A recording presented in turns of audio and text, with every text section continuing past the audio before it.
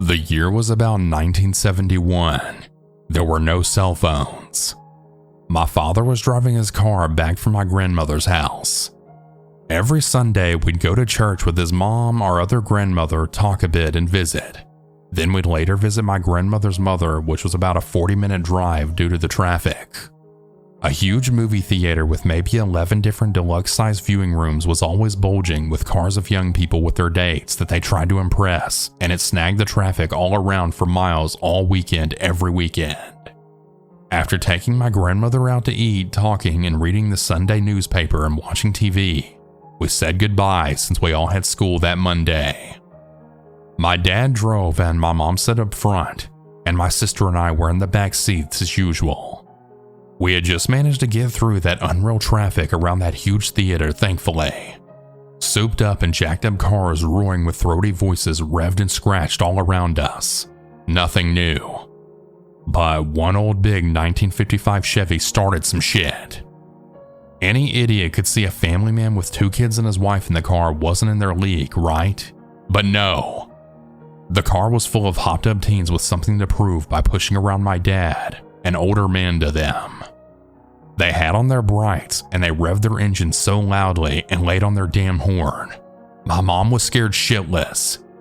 She gripped on the door handle in case of impact and shouted over the noise to hold on tight. We did, and no one talked again. The guy was driving so close and feigned ramming us as my dad swerved at the last second anytime.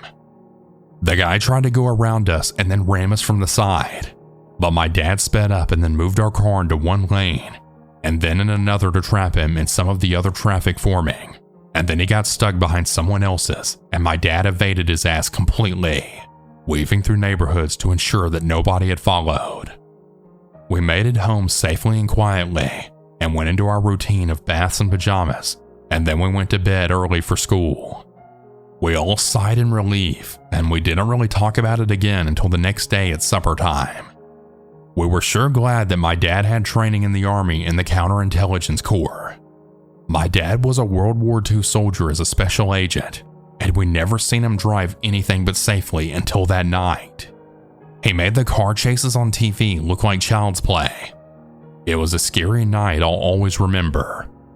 As for the creepy-ass idiots that almost spilled our blood and crashed our car, I don't even have to tell you to get lost. We left you in the dust, didn't we? And my dad was still a quiet, sweet, kind, suave gentleman whom everyone loved and who was always very peaceful and capable.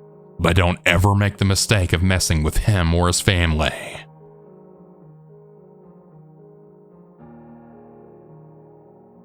This happened in the summer of 2016. I'm a female and I was 21 years old at the time.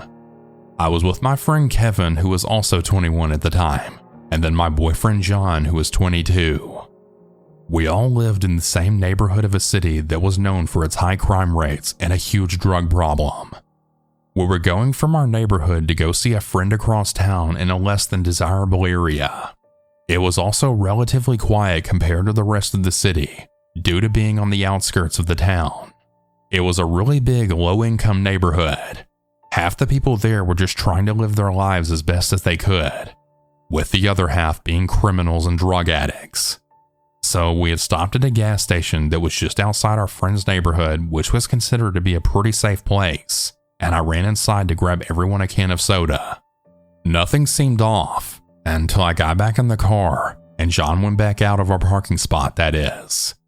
All of a sudden, a small tan 4-door sedan sped up behind us, almost hitting the back of our car, but somehow managed to miss us. Okay, that was weird, but we're maybe 3 minutes away from our destination, and people here can't drive anyway, so we just brushed it off as another bad driver. We go around the gas station and pull back onto the road, but the sedan is now behind us. John decides to take a few random turns just to see if they'll follow us. For context, this neighborhood is basically a big checkerboard layout on either side of the main road which we were driving down originally. They follow us. He takes 2 or 3 more oddball turns, and they follow us again. So he speeds up and he makes a few more random turns quickly so to maybe lose this guy, who all 3 of us are now certain is following us. So we relax a bit, and we make one last turn to take us back into the main road, thinking it was weird, but all's well that ends well. But it wasn't over just yet. As we made this turn, the same car turned onto the street right in front of us, now facing us. We're in the right lane, and the driver of this car gets in the middle of the road and then hits the gas, coming head on towards us, speeding up very quickly. Now we're all panicking.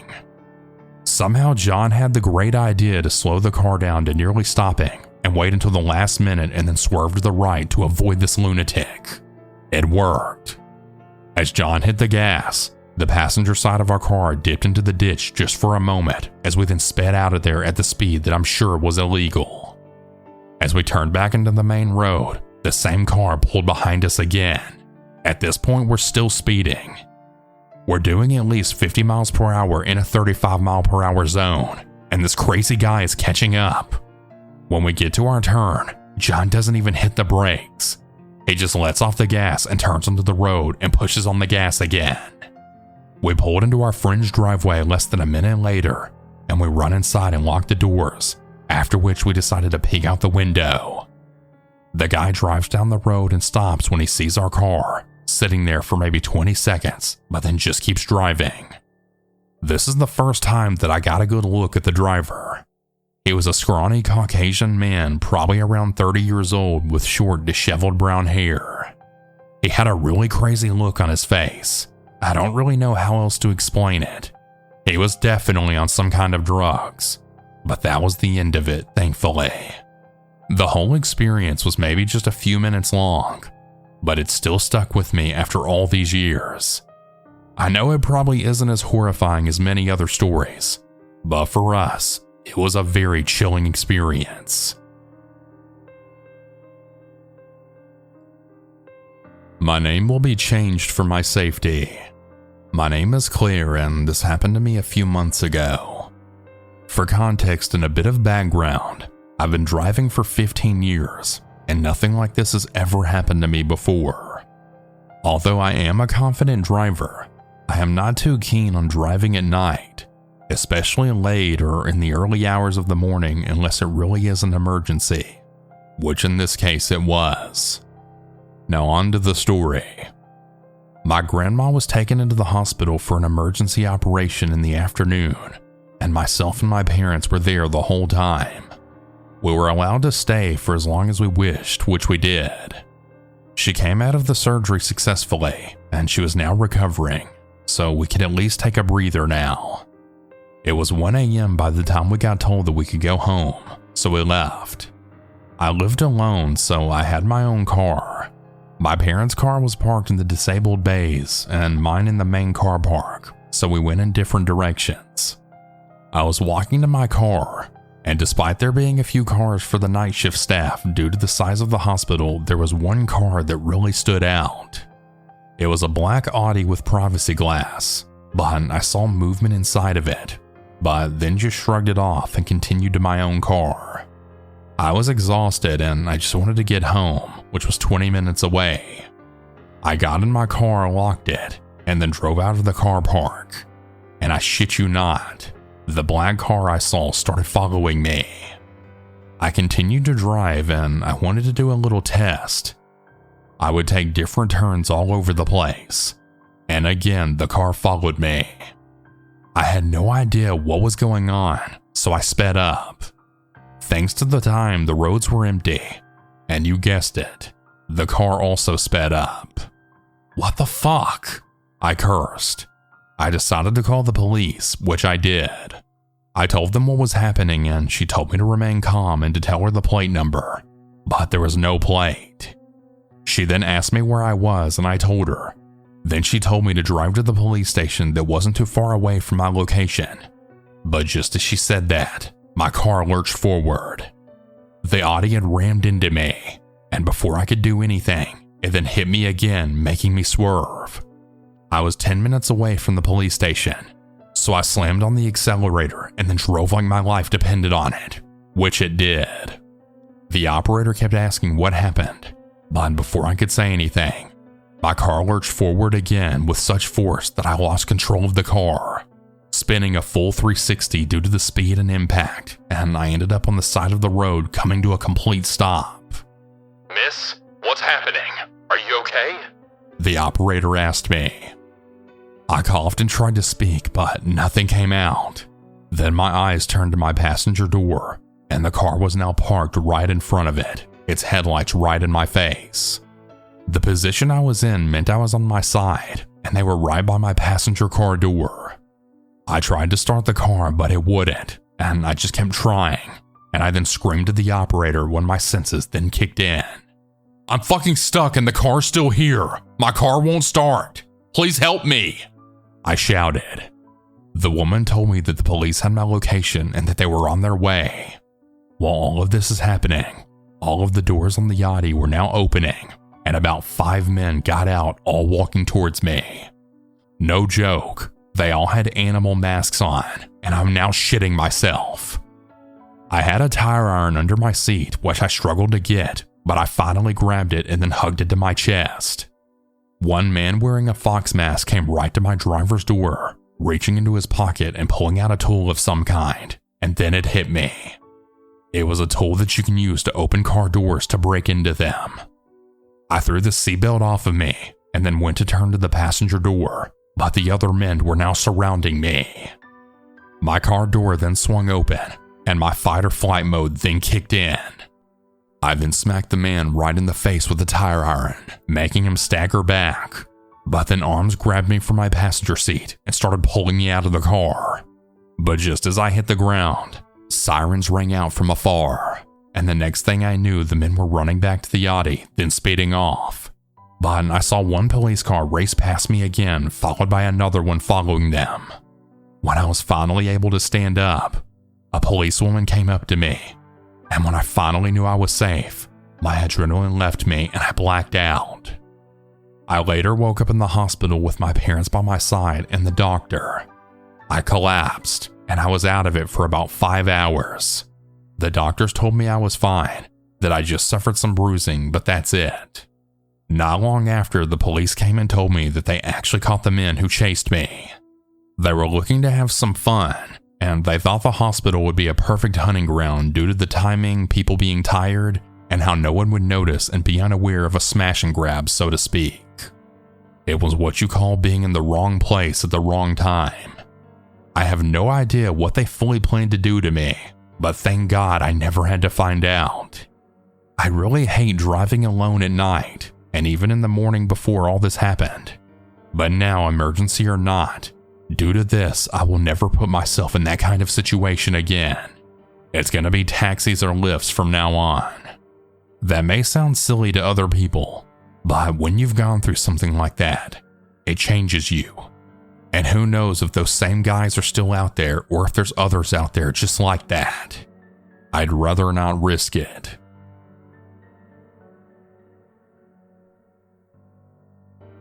This happened to me about 5 years ago. I'm a female in my early 30s. I had just started driving after I was involved in a serious car accident where a stolen car rammed into mine and then drove off, leaving me for dead. I ended up in a hospital, and my beloved car was a write-off. Due to this incident, I was really suffering from some serious PTSD, and I couldn't drive without having panic attacks. I finally purchased a new shitty little hatchback, as it's all I could afford, and I started forcing myself to drive again despite my mental health not being the greatest. One dark cold winter's night, I had a friend over for dinner. I picked her up so we could have a drink, and we enjoyed a meal together, followed by a few movies, and she had a few wines. At about 1 a.m., our eyelids really started drooping, and I had offered my friend a lift home. She didn't live far from me. There was a long stretch of road, then a couple of turns, and I'd be at her house. So we got into my shitbox of a car and started the journey to her home. Since it was late, the roads were basically deserted, and I was actually feeling relaxed driving, which hadn't been the case since the accident about 4 months prior. Then out of nowhere, all I could see in my mirrors were lights, bright blinding car lights. So close to my car, I reckon there wouldn't have even been about a meter between them both. Fucking hell, where did they come from? My friend asked, still a little tipsy from the wine. She wasn't as panicked as I was in my fully sober self. Just some dickhead, I guess, I said, trying to remain calm and not think too much into it. The turn is coming up finally, so I'm sure they'll just keep going. As I turned into the first street, I expected the other car to just keep going, but they followed me, turning without any turn signal, still right on my tail. Okay, one more turn. Surely they won't be going this way too, I said, once more trying to convince myself than my friend. But as I turned into my friend's street, they did as well. Nope, they're following us, my friend said, now panicked. I don't want them knowing where my house is. Okay, I'll turn into the next left and make it back onto that long stretch of road and then try and lose them, I told her, so we did. I looked in the rearview mirror and their car had stopped at the end of the street, lights on, idle, just watching me drive off. I drove around a few streets randomly until I was convinced I'd lost the car following me. So I dropped my friend home and waited for her to get inside before driving off for my journey home. As I drove back the way I came, I was feeling confident with how I dealt with the situation and I just wanted to get home to bed.